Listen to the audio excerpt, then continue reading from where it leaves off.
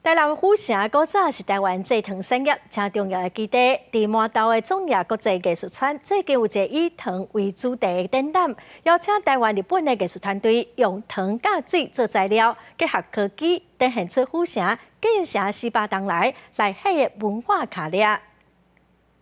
用糖晶结起来的一只船，看起来真奇卡，配合银幕顶头的海影的影像，看起来袂输一只帆船真正驶入来到岛风内海。这是麻豆中亚国际艺术村的糖甲水时间堆积展览，规个展场的作品拢是用糖甲水做起来的。对台南来讲，糖跟水就是滋养我们人民土地的两个很重要的元素，所以他们就用这样的元素，透过他们的技法，然后不同的呈现方式，然后跟大家讲，在台南，尤其在麻豆这一段，就是有产糖的土地，然后跟水的关系。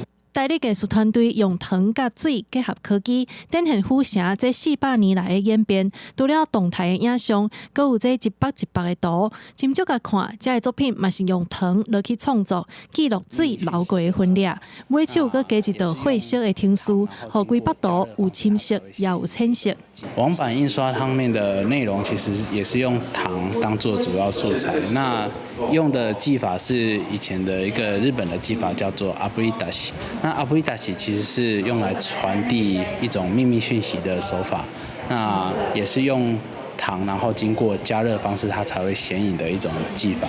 府城台南是台湾糖业文化发展的重要基地，糖甲水时间堆积展览，透过艺术家的手路，让民众伫艺术体验当中认捌府城的人文历史。